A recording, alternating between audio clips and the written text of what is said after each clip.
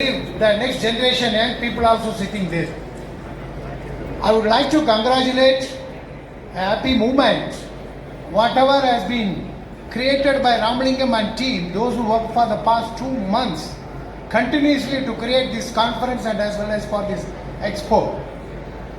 Dear friends, it is not so easy to bring all such kind of people under one shelter, keeping exposing their products. Hope every of the stalls having some kind of product. After this meeting, all we should go there and enjoy and encourage them and encourage the entrepreneurship to come more and more to Hosur. Sir, all you know that Hosur is becoming bigger, higher. Today, in Southeast Asia, they are all among the developing countries and cities. In India, Hosur plays a major role. It is on the 12th path, the aggressively expanding city is the Hosur. We are all as a part of the Hosur area. I would like to congratulate and we are happy to take part in the developments. As far as the government of India headed by Modi ji, all you know, our government committed for the business friendly, investment friendly, innovation friendly.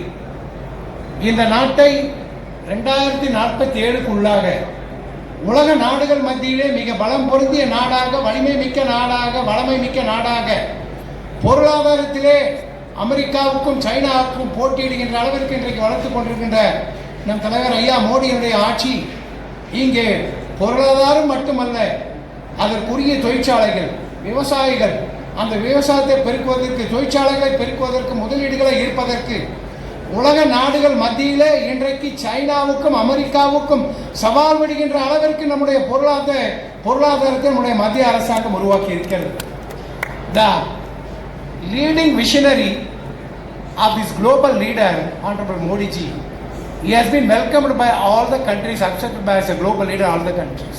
It's a pride of India. At the same moment, I would like to congratulate Honorable Chief Minister of Tamil Nadu, Sri Stalin ji also, for encouraging Hosur irrespective of the political affairs.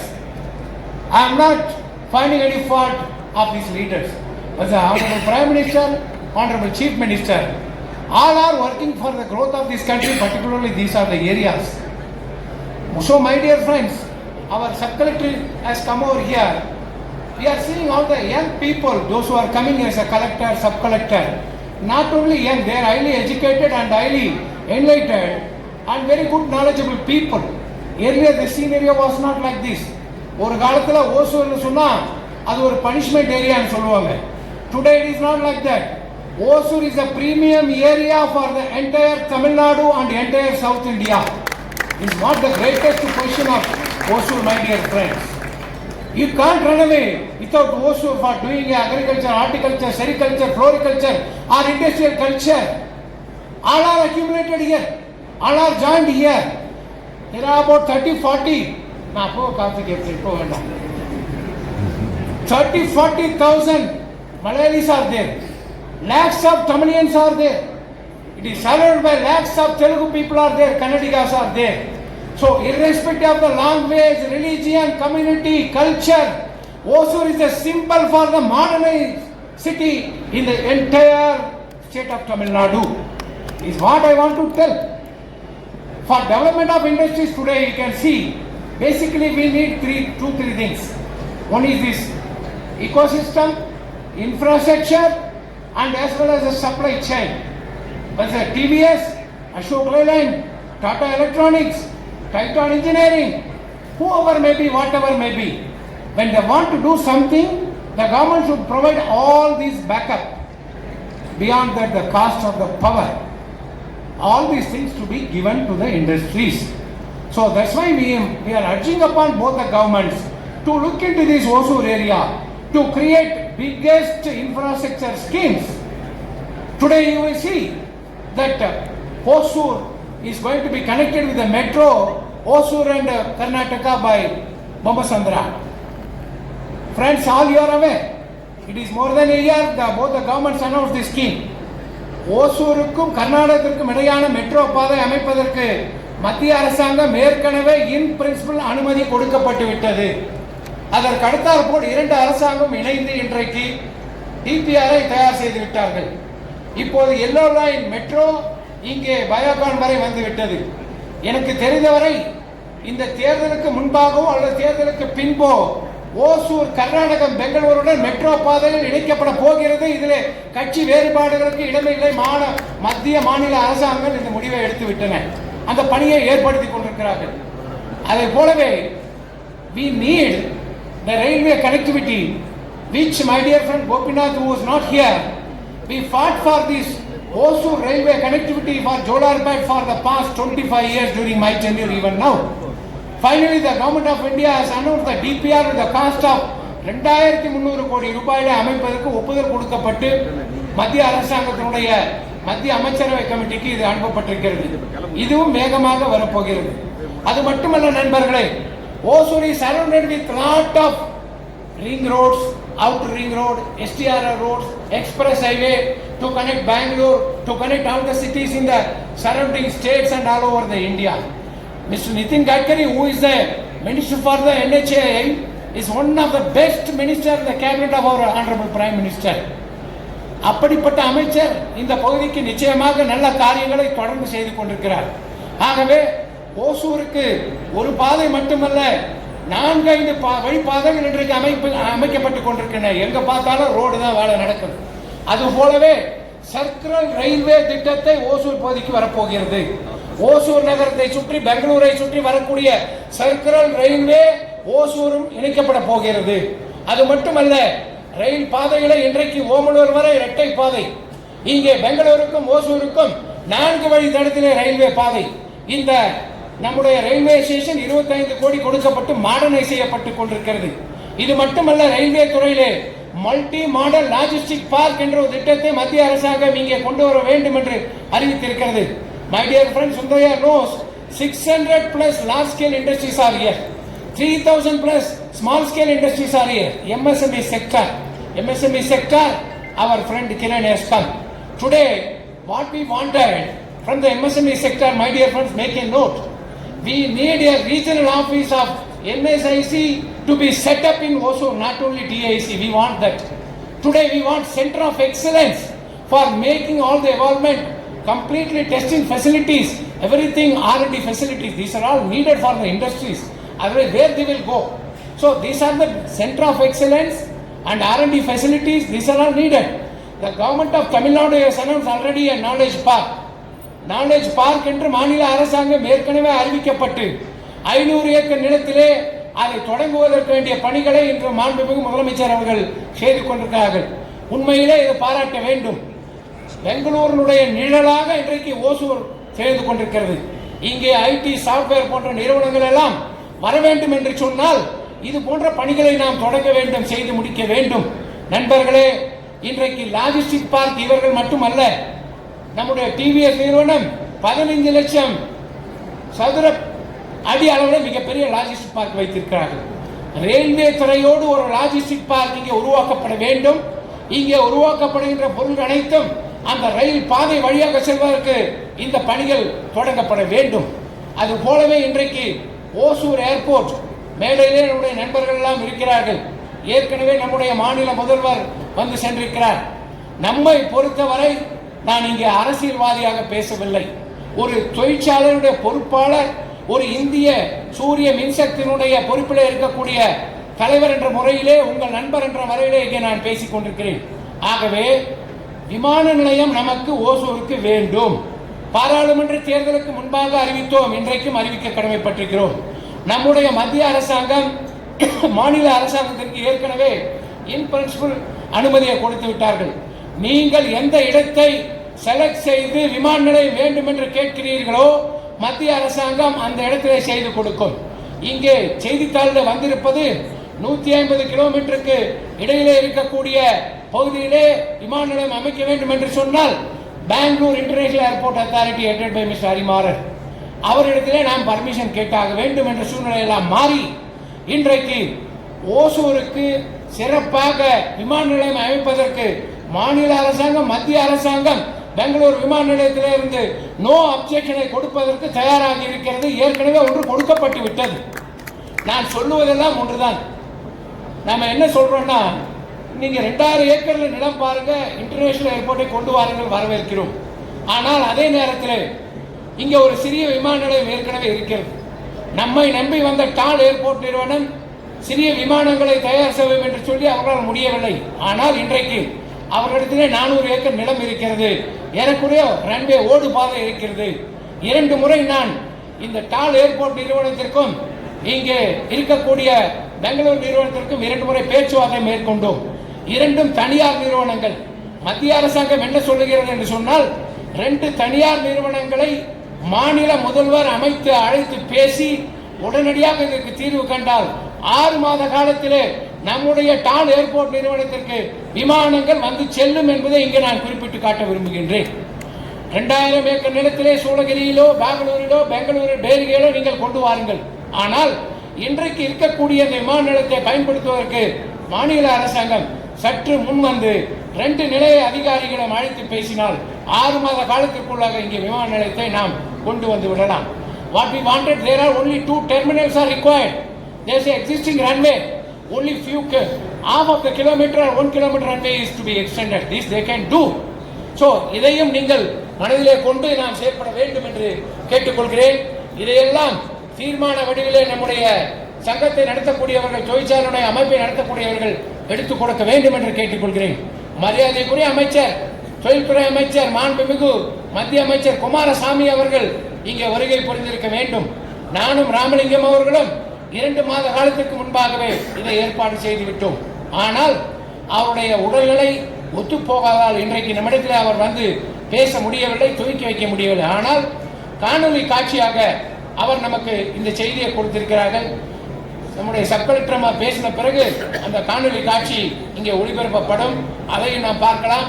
இந்த மாநாட்டிற்கு, இந்த கண்காட்சிக்கு அவருடைய வாழ்த்துக்களை தெரிவித்து ஓசூர் பகுதியினுடைய தொழிற்சாலை வளர்ச்சிக்கு நாம் உதவியாக இருப்போம் என்பதையும் தெளிவாக அங்கே சொல்லி இருக்கிறார்கள். ஆகவே இன்றைக்கு நம்முடைய பகுதியில் என்ன இருக்கிறது? டாடா எலக்ட்ரானிக்ஸ் எங்கே இருக்கிறது? நம்முடைய பகுதியில் இருக்கு. 1 லட்சம் செல்போனை எக்ஸ்போர்ட் செய்கிறார்கள்.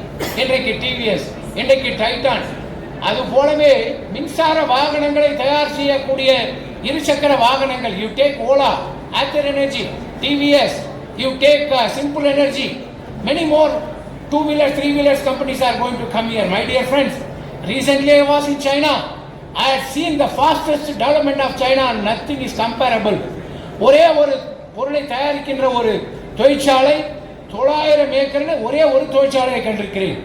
அப்படி நாமும் வளர வேண்டும் என்று சொன்னால் அரசியல்களை விட்டுவிட்டு தொழிற்சாலைக்கும், தொழில் அதிபர்களுக்கும், விவசாயிகளுக்கும், விவசாயத்தை வளர்ப்பவர்களுக்கும் நாம் பல காரியங்களை செய்து கொடுக்க வேண்டிய நிலையில் இருக்கிறோம்.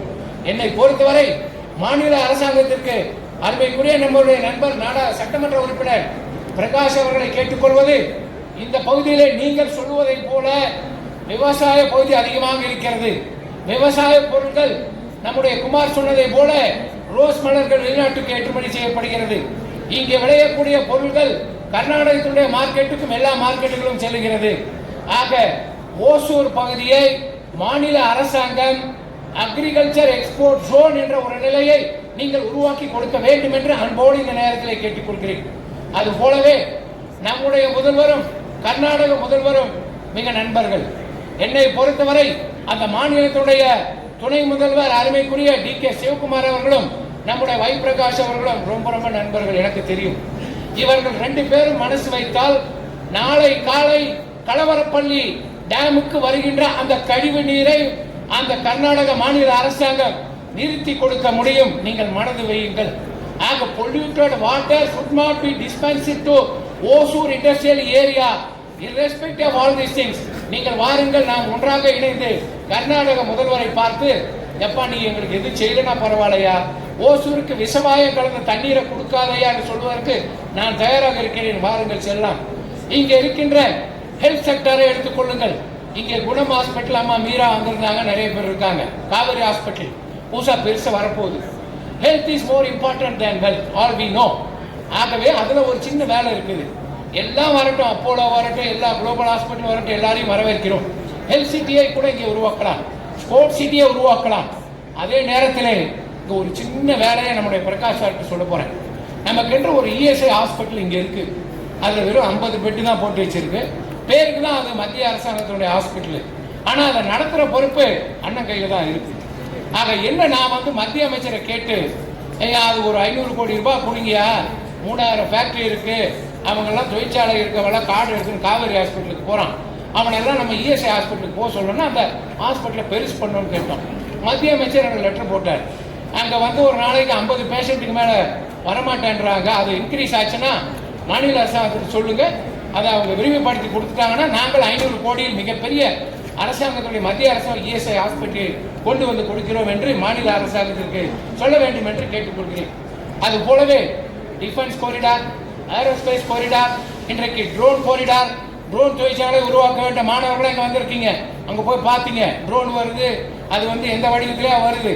ட்ரோன் என்பது வெறும் பாகிஸ்தானை தாக்குவதற்கு மட்டுமல்ல, சைனாவை தாக்குவதற்கு மட்டுமல்ல, உள்நாட்டிலே கூட வியாபாரத்தை பெருக்குவதற்கு, தொழில் பொருட்களை டெலிவரி செய்வதற்கு 2 மாசத்துக்கு முன்ன வரைக்கும் சைனாவில் இருந்தால் விவசாய பொருளுக்குரிய ட்ரோன் வந்துருந்துச்சு. உடனே மத்திய அரசாங்கம் சொல்லி இந்தியாவில் 600 ட்ரோன் ஃபேக்டரி இருக்கு, ஓசூர்லேயே 4-5 இருக்கு. ஆக இந்த ட்ரோன் இறக்குமதியை நாம் நிறுத்த வேண்டும் என்று கேட்டு நிறுத்திவிட்டோம். 600ல் இனியும் அதிகமான ட்ரோன் தொழிற்சாலைகள் கூட ஓசூர் பகுதிக்கு வர வேண்டும் என்று கேட்டுக்கொள்கிறேன். ஆக இந்த பகுதி வளர வேண்டும் என்று சொல்லுகின்ற நேரத்தில் இறுதியாக மத்திய அரசாங்கம் செய்திருக்கிற ஒரு காரியம், அது உற்பத்தி பொருள்களாக இருந்தாலும் சரி, விவசாய பொருளாக இருந்தாலும் சரி, நம்முடைய பொருளாதாரத்தை மத்திய வர்க்கத்தினர் பயன்படுத்தக்கூடிய பொருளாக இருந்தாலும் சரி, we have reduced the GST with the reforms and revised GST has been announced. It is going to be implemented by 22nd of this month. நிறைய பேர் கார் கம்பெனிக்காரெல்லாம் சார் நான் 25,000 குறைச்சிட்டேன், 2 லட்சம் குறைச்சிட்டேன், 3 லட்சம் குறைச்சிட்டேன்ட்டான். விவசாயிகளுக்கு இன்றைக்கு இந்த ஜிஎஸ்டியில் மட்டும் டிராக்டரை வாங்குவதற்கு 25,000 ரூபாய் குறைக்கப்பட்டு விட்டது. விவசாயத்தில் 50% மானியம் கொடுத்து இன்றைக்கு கொடுத்து சொல்லிக் கொண்டிருக்கிறார். பாரத பிரதமருடைய PM E-Drive சிஸ்டத்தின் மூலமாக அதிகமான மின்சார வாகனத்தை கார் தொழிற்சாலை இங்கே கொண்டு வருவதற்கு நாம் முன்வர வேண்டும். சைனாவில் இருந்தோ எங்கிருந்தோ அவர்கள் வரலாம். இங்கே வின்ஃபாஸ் என்ற தொழிற்சாலை மாண்புமிகு முதல்வர்கள் தூத்துக்குடியிலே தொடங்கி வைத்தார். அவர்களை நான் அழைத்திருக்கிறேன். வின்ஃபாஸ் தூத்துக்குடியிலே don't stop, you please come to Hosur, you start your two wheeler manufacturing or even four wheeler car manufacturing in Hosur also. ஆக ஒவ்வொரு துறையிலும் இருக்கக்கூடியவர்களை ஓசூர் பகுதியில் இருக்கக்கூடிய நாமும் சந்தித்து நம்முடைய பகுதியை வளர்ப்பதற்கு, நல்ல காரியங்களை செய்வதற்கு இது போன்ற ஒரு மாநாடுகள், இது போன்ற ஒரு கண்காட்சிகள் நிச்சயமாக தேவைப்படுகிறது. ஆக இன்னைக்கு பார்த்தீங்கன்னா ஓலா விலையை குறைச்சிட்டான், நாளைக்கு பார்த்தீங்கன்னா எல்லாத்தையுமே விலை குறைக்க போகிறாங்க, பொருளுடைய விலையை குறைக்கப்பட்டிருக்கு, அதை எடுத்து செல்லக்கூடிய வசதிகளும் இன்றைக்கு அதிகமாக ஏற்படுத்தப்பட்டிருக்கிறது. ஆகவே விமானத்துறை, கப்பல் துறை, ரயில்வே துறை, இங்கே இருக்கக்கூடிய எந்த துறையாக இருந்தாலும் அந்த டிஃபென்ஸ் செக்டாரில் இருக்கக்கூடியவர்களும் அதுபோலவே ஏரோஸ்பேஸில் இருக்கக்கூடிய ISROவை இங்கே கேட்டுக்கொள்ள கடமைப்பட்டிருக்கிறோம். நண்பர்களே, my dear friend Sundaraiah, you make a letter to ISRO. Every alternative week let them come here. All an extended support can be given to by ISRO to all our academic institutions to develop the knowledge in the space technology. அது ராக்கெட்டாக இருந்தாலும், குண்டூசியாக இருந்தாலும், இங்கே விமானமாக இருந்தாலும், அது தயாரிக்கின்ற பகுதி ஓசூர் கிருஷ்ணகிரி மாவட்டம் என்று இருக்க வேண்டும். அதற்கு நாம் அத்தனை பேரும் ஒன்றாக இருந்து பாடுபட வேண்டும். நம்முடைய ஆட்சியர்கள் எல்லாம் இன்னைக்கு பாருங்க, அவங்க எவ்வளோ எளிமையாக ஒரு யங்ஸ்டராக, எஜுகேட்டடாக, குவைட் நாலேஜபுளாக வந்திருக்காங்க. அவர்களெல்லாம் பார்க்கும்போது நமக்கு ஒரு உற்சாகம் வருகிறது. பழைய ஆளுங்க மாதிரி இல்லாமல் புதுசாக இன்றைக்கு உலகமே மாறிக்கொண்டிருக்கிறது. இந்த மாறுபட்ட சூழ்நிலை இன்றைக்கு இந்தியாவை எத்தனை சக்திகள் தாங்கினாலும் கூட அங்கே இந்த நாட்டினுடைய சக்தி யாராலும் குறிப்பிட்டு குறையான மதிப்பிட முடியாது. உலகத்தினுடைய வளர்ச்சியிலே இன்றைக்கு நாங்கள்லாம் அணிந்திருக்கின்ற இந்த சோலார் துறை எடுத்துக்கொள்ளுங்கள். ஒரு நிமிஷத்தில் சொல்லி முடிச்சிடுறேன். உலக நாடுகள் மத்தியிலே சைனாவுக்கு ஈடாக இணையாக இன்றைக்கு சோலார் மின்சக்தியை உருவாக்கின்ற ஒரு நாடாக 500 கிகாவாட் மின்சாரத்தை உற்பத்தி செய்ய வேண்டும். இங்கே சூரிய மின்சக்தி, இங்கே நீர் மின்சக்தியில் உருவாக்கப்பட வேண்டும் என்பதில் நம்முடைய அரசாங்கம் வேகமாக இயங்கிக் கொண்டிருக்கிறது. ஆகவே இந்த துறையில இருப்பவர்களை நாம் இங்கே அழைத்து வந்து தொழிற்சாலை அமைக்கப்பட வேண்டும். அதனுடைய உபகரணங்கள் தயாரிக்கின்ற solar, wind industries, hydro industries, hydrogen எதுவாக இருந்தாலும் இங்கே வர வேண்டும். அதற்கு நாம் பணிகளை மேற்கொள்ள வேண்டும். கிரீன் ஹைட்ரஜன் தூத்துக்குடியில தொடங்குவது மட்டுமல்ல, இங்கேயும் தொடங்கப்பட வேண்டும். அதுபோலவே இந்த பகுதியெல்லாம் வளமாக இருக்க வேண்டும். ஒரே ஒரு சின்ன உதாரணம் சொல்றேன். பாரத பிரதமருடைய சூரிய மின்சக்தி எல்லா வீடுகளுக்கும் போடணும், 2 கோடி வீட்டுக்கு போடணும்னு சொல்லியிருக்காங்க. ஓசூரில் எத்தனை பேர் போட்டிருக்கீங்கன்னு எனக்கு தெரியல. ஆக அதையும் நாம் பயன்படுத்தி கொள்ள வேண்டும். மின்சார விவசாயிக்கு குசும் திட்டத்தை கொடுத்திருக்கிறார்.